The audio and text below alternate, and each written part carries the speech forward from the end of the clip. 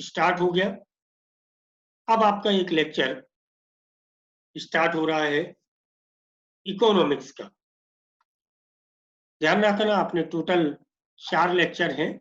सुबह 2 लेक्चर आपका हिस्ट्री और ज्योग्राफी का है, शाम को आपके 2 लेक्चर पॉलिटी और इकोनॉमिक्स के हैं। तो पहले तो इकोनॉमिक्स से मैं थोड़ा सा आपका परिचय करा दूं कि हम इस लेक्चर में क्यों पढ़ते हैं और क्या है, कैसे पढ़ेंगे इकोनॉमिक्स को। किसी भी सिविल सर्वेंट के लिए नीतियों का निर्माण करना, नीतियों का क्रियान्वयन करना, एग्जीक्यूशन करना, ये सबसे ज्यादा जरूरी होता है। नीतियों का निर्माण और नीतियों का एग्जीक्यूशन। अब नीतियों का निर्माण और नीतियों के एग्जीक्यूशन में सिविल सर्वेंट को ये ध्यान रखना होता है कि वो अपने टेरिटरी में, अपने जिले में जो रिसोर्सेस हैं, उन रिसोर्सेस का सर्वोत्तम तरीके से, बेस्ट तरीके से कैसे उपयोग करें। उपलब्ध संसाधनों का बेहतर से बेहतर उपयोग। कई बार आपने देखा होगा कि किसी जिले की समस्या है और जिले की समस्या को कलेक्टर को अपने लेवल पे सॉल्व करना है और रिसोर्सेस है नहीं, तो कलेक्टर क्या करता है? आपने पीपीपी मॉडल सुना होगा, प्राइवेट पब्लिक पार्टिसिपेशन। मतलब कुछ पैसा सरकार लगा देगी, कुछ पैसा जनता लगाएगी, और दोनों के पार्टिसिपेशन से बन जाती हैं सड़कें। आप भी जिस एरिया कॉलोनी में रहते होंगे, वहां कई सड़कें ऐसी बनी होंगी जहां कलेक्टर ने पीपीपी मॉडल पे सड़कें बनवा दी। तो कोई भी कलेक्टर ये काम कब कर सकता है? वो ये काम तभी कर सकता है जब उसे इकोनॉमिक कॉन्सेप्ट, आर्थिक सिद्धांतों का अच्छे से अच्छे तरीके से व्यावहारिक ज्ञान हो। इसलिए एक प्रशासनिक अधिकारी का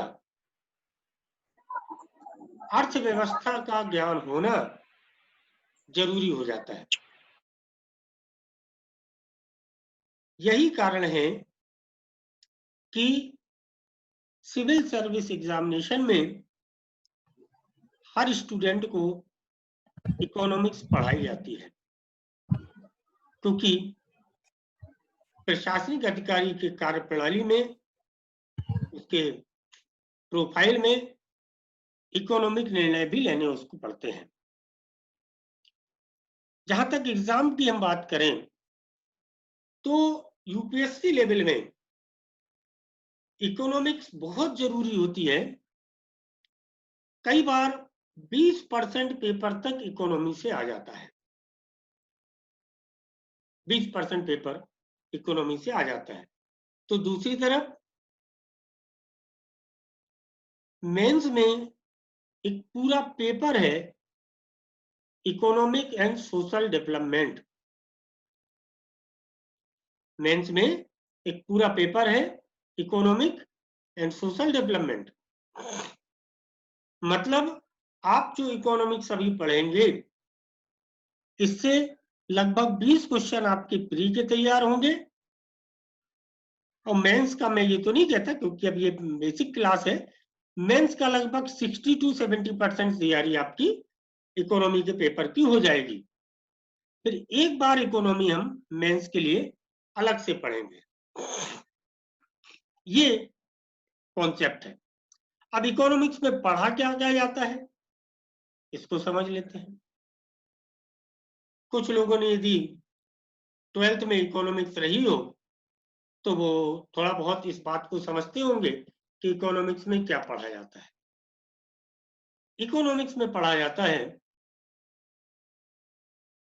यही बात कि इकोनॉमिक्स के बेसिक कॉन्सेप्ट क्या है?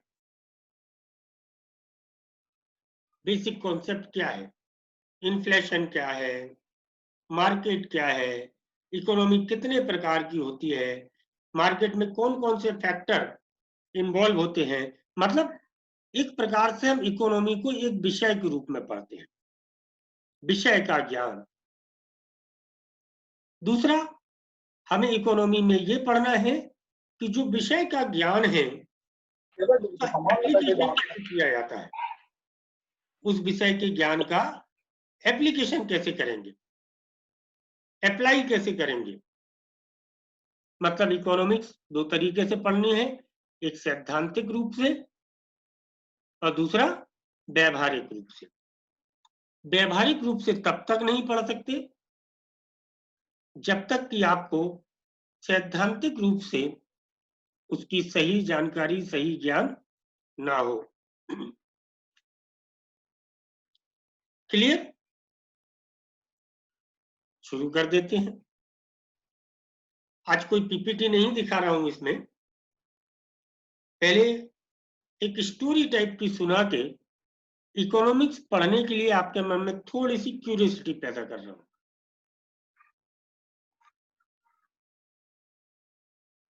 इकोनॉमी में सबसे इंपॉर्टेंट फैक्टर होता है, और मैं बोलूं कि पूरी इकोनॉमी ही यही है, बाजार।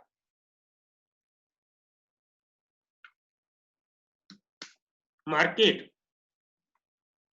कि मार्केट क्या होता है। अब ऐसे तो बाजार अपन देखते हैं, उसी देखे हुए बाजार से ही अपन समझते हैं। आप किसी बाजार में खड़े हो तो क्या क्या होता है बाजार में।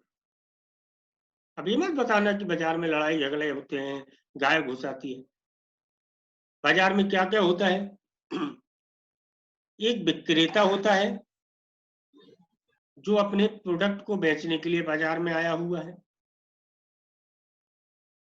एक क्रेता होता है जो प्रोडक्ट को खरीदना चाहता है।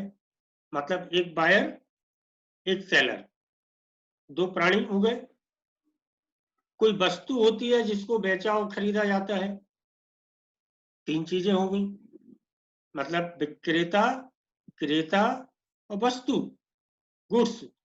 सर्विस भी हो सकती है, आप बाल कटाने जाते हो तो ये भी तो बाजार है, सर्विस है ये। हॉस्पिटल जाते हो तो ये सर्विस है। मतलब बाजार में विक्रेता होगा, क्रेता होगा, वस्तु होगी, सेवा होगा। इसके अलावा एक चीज और है, पैसा, करेंसी, जिसके आधार पे क्रेता और विक्रेता के बीच के संबंध होते हैं और उसी के आधार पे वस्तुओं को खरीदा जाता है। अब चार चीजें होंगी बाजार में। क्या क्या हो गई?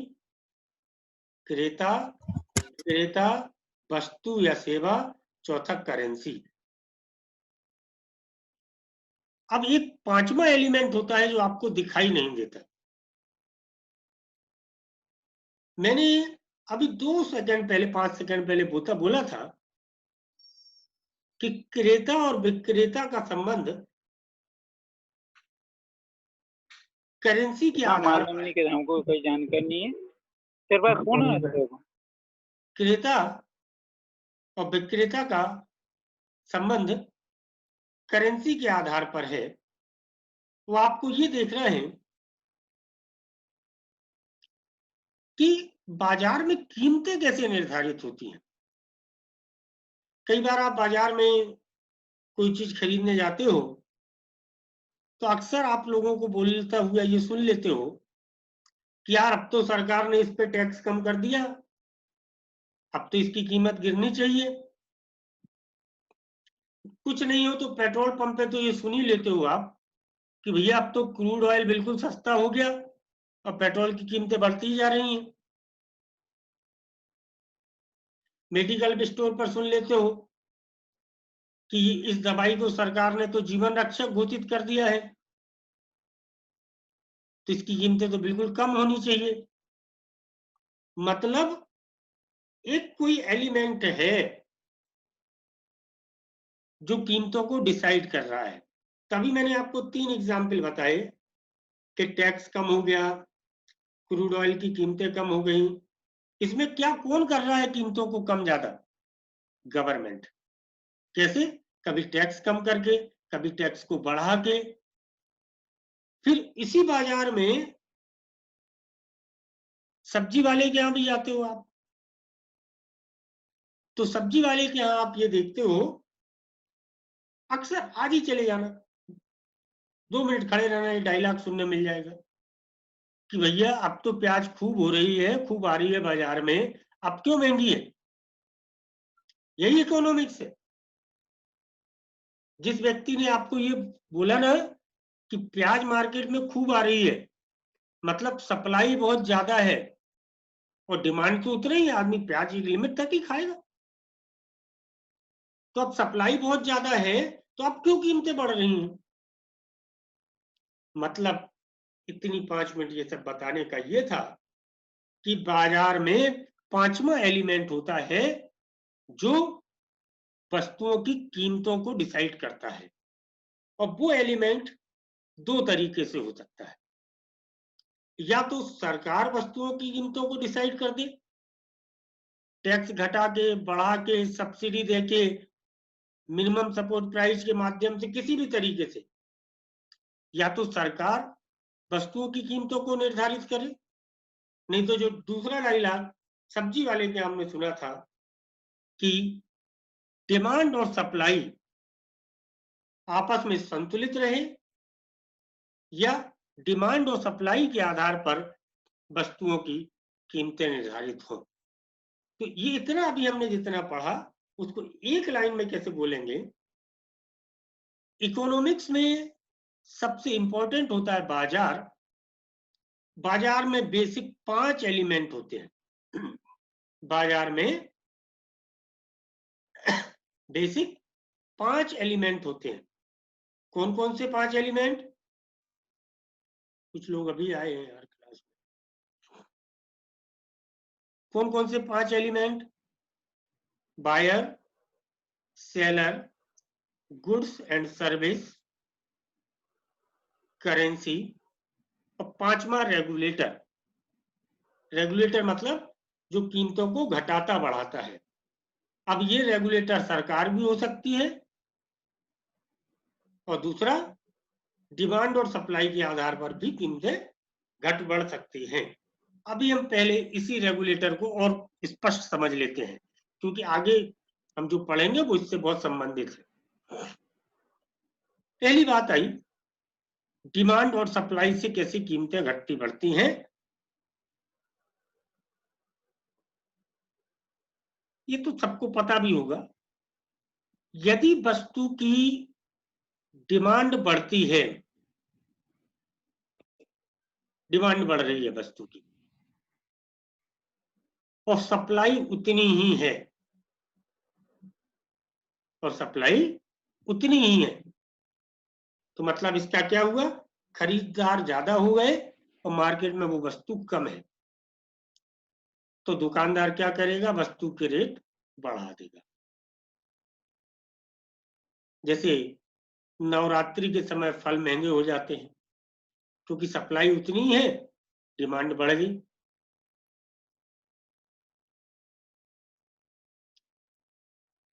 अब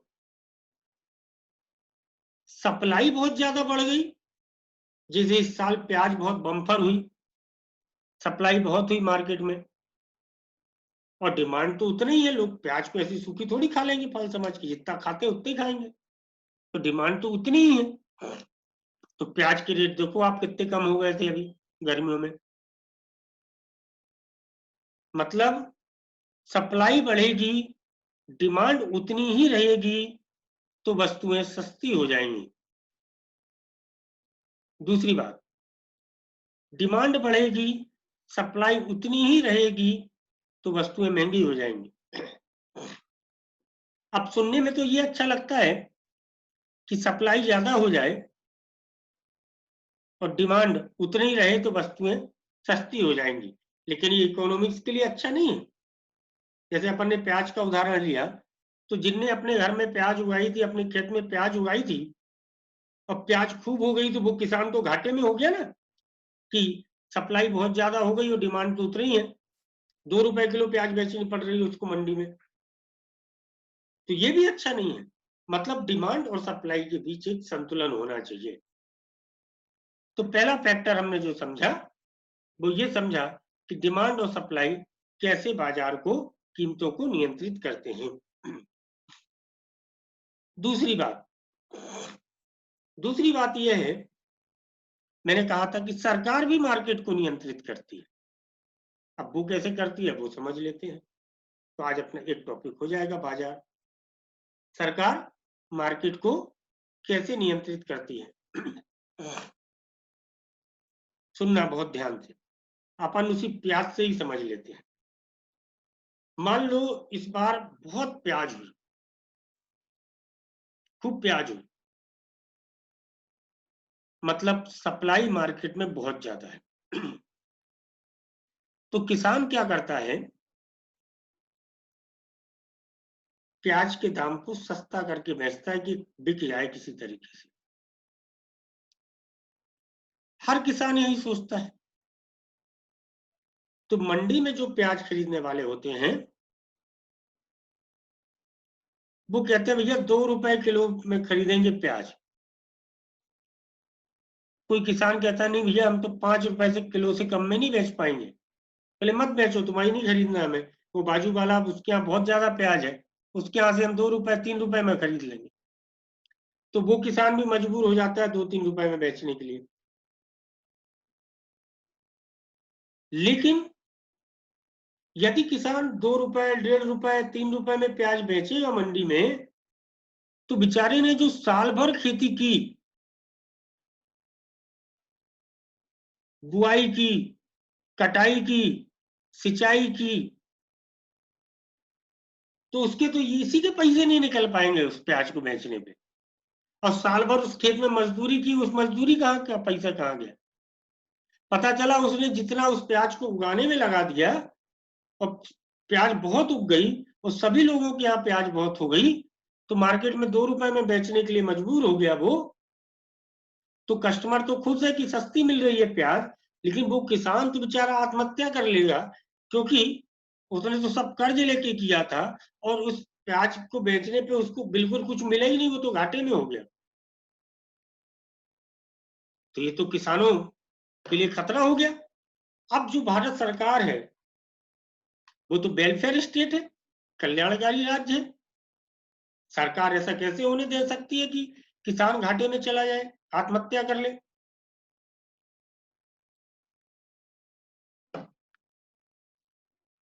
तो सरकार क्या करती है, जो लोग खेती किसानी से जुड़े होंगे उन्होंने इस शब्द को सुना होगा, आज उसको समझ लें। सरकार कहती है प्याज की मिनिमम सपोर्ट प्राइस 5 रुपए है, MSP, मिनिमम सपोर्ट प्राइस 5 रुपए है। इसका मतलब हुआ कि 5 रुपए किलो में सरकार प्याज खरीदेगी किसानों से। अब देखना, 5 रुपए किलो में सरकार प्याज खरीदेगी किसानों से। तो जो दलाल मंडी में खड़े थे और जो कह रहे थे कि हम तो 2 रुपए किलो में खरीदेंगे, अब किसान उनको बेचेंगे ही नहीं। अब किसान किसको बेचेंगे, सरकार को। तो वो दलाल, उनको तो प्याज चाहिए है, तो वो अब रेट कितना लगाएंगे, 5 रुपए से तो ज्यादा ही लगाएंगे ना। बच गया किसान। अब वो 5 रुपए से ऊपर ही बेचेगा प्याज, और कोई तैयार नहीं है 5 रुपए से ऊपर में लेने के लिए, तो 5 रुपए में वो सरकार को बेच देगा, क्योंकि सरकार ने मिनिमम सपोर्ट प्राइस डिक्लेयर किया। अब मान लो सरकार को खूब किसानों ने प्याज बेच दी, तो सरकार क्या करेगी, इस प्याज का करेगी, सरकार अपने वेयर हाउसेस में, कोल्ड स्टोरेज में रखवा के इस प्याज का निर्यात करेगी, विदेशों में भेजेगी और उसका एक्सपोर्ट करके पैसा कमाएगी। पर पूरी प्याज को नहीं बेचेगी वो बाजार में, विदेशों में, वो क्या करेगी,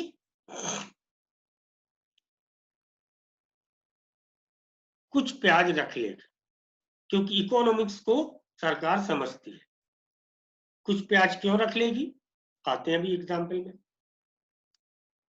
अब इस साल प्याज में किसानों को घाटा हुआ, मरते मरते बचे हो तो अगले साल किसान प्याज कम उगाएगा, प्याज वो कम उगाएगा। अब जब कम उगाएगा तो उल्टी हो गई इकोनॉमिक्स। अब डिमांड उतनी की उतनी है और सप्लाई कम हो गई, क्योंकि प्याज कम उगाई, तो कीमतें बढ़ेंगी।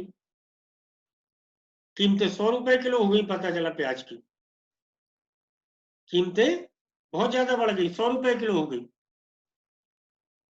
तो पिछले साल किसान परेशान था कि किसान बहुत सस्ती बिक रही थी प्याज, इस बार कस्टमर परेशान है। इस बार हुआ था ना ऐसा शुरुआत में भी कि 100-120 रुपए किलो प्याज बिक रही थी, तो कस्टमर कह रहा है कि हम प्याज ही नहीं खाएं क्या। अब वो तो डिमांड उतनी है, सप्लाई बहुत कम है, तो प्याज तो महंगी होनी है। तो सरकार ने पिछले साल जो मिनिमम सपोर्ट प्राइस पे खरीदी थी ना, वो इस बार मार्केट में ला देगी। आपको याद हो दिल्ली वगैरह सब जगह पे सरकारी दुकानें खोल दी गई थी प्याज की, वहां पे प्याज मिलना शुरू हो गई थी 30 रुपए 40 रुपए किलो। अब आप देखो सरकार ने भी 5 रुपए किलो खरीदी थी पिछले साल और इस साल बेची 40 रुपए किलो। सरकार भी 1 किलो प्याज पे 35 रुपए कमा रही है, लेकिन इस साल मार्केट में बिक रही थी 100 रुपए किलो। तो जनता खुश कि सरकार ने तो 40 रुपए किलो में बेच दी, पर जनता को यह भी सोचना चाहिए कि सरकार ने ये 5 रुपए किलो में खरीदी थी पिछले साल, तो सरकार ने भी पैसा कमा लिया इसमें, लेकिन जनता बच गई, उसको 100 रुपए किलो प्याज नहीं खरीदनी पड़ी, तो सरकार ने सप्लाई को बढ़ा दिया। मतलब सरकार वस्तुओं को किसानों से खरीदकर या फिर कोल्ड स्टोरेज से बाजार में प्रोडक्ट को उतारकर सप्लाई को कंट्रोल कर लेती है, इससे महंगाई कंट्रोल होती है। ये 5 फैक्टर हमने आज पढ़े। बाजार में कौन है क्रेता, विक्रेता, वस्तु या सर्विस, चौथा करेंसी नोट, पांचवा एक रेगुलेटर।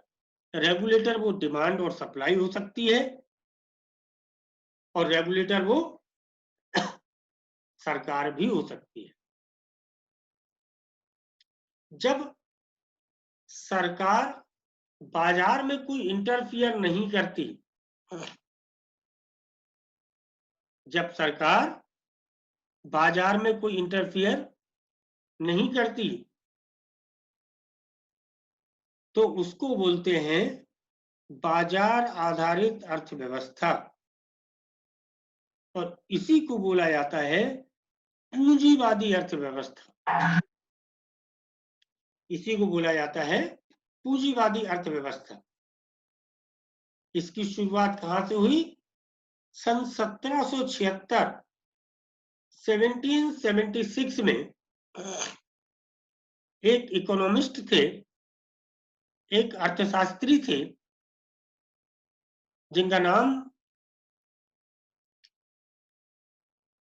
था, नाम तो होता भी है, एडम स्मिथ। आप लोगों ने शायद उसका नाम सुना हो, एडम स्मिथ। उन्होंने 1776 में एक पुस्तक लिखी, the wealth of nation, Hindi में बोले तो राष्ट्र की संपत्ति, द वेल्थ ऑफ नेशन, एक पुस्तक लिखी।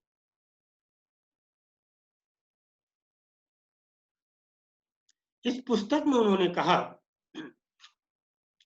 कि सरकार को बाजार में कोई इंटरफियर नहीं करना चाहिए। सब बाजार को कौन चलाए, क्रेता और विक्रेता मन मिल के चलाए। वस्तुओं की कीमतें डिमांड और सप्लाई के आधार पर निर्धारित हो।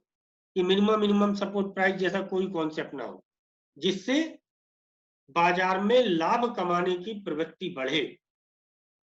और 1776 में ही अमेरिका आजाद हुआ। तो अमेरिका ने पूंजीवादी अर्थव्यवस्था को अपना लिया। अमेरिका में खूब बाजार की वृद्धि हुई, लेकिन इसमें एक समस्या है। जब आप पूंजीवादी अर्थव्यवस्था को अपनाओगे, कैपिटलिस्टिक इकोनॉमी को अपनाओगे, तो इसमें वो मिनिमम सपोर्ट प्राइस नहीं है। कभी किसान आत्महत्या करेगा, कभी कस्टमर आत्महत्या करेगा। मतलब इसमें वेलफेयर का कॉन्सेप्ट बिल्कुल नहीं है। तो भारत जैसे देश में जहां गरीबी है, भुखमरी है, पूंजीवादी अर्थव्यवस्था सक्सेस नहीं हो सकती, क्योंकि इसमें बाजार में सरकार का रोल नहीं होता। तो एक डेफिनेशन मिली अपने को। कैपिटलिस्टिक इकोनॉमी क्या है, पूंजीवादी अर्थव्यवस्था क्या है? ऐसी अर्थव्यवस्था जिसमें बाजार ही बाजार को चलाता है। मतलब डिमांड और सप्लाई के आधार पर वस्तुओं की कीमतें डिसाइड होती हैं, सरकार का इसमें कोई रोल नहीं होता। इस प्रकार की अर्थव्यवस्था को कहते हैं पूंजीवादी अर्थव्यवस्था, कैपिटलिस्टिक इकोनॉमी। इतना समझ में आया जितना हमने आज पढ़ा?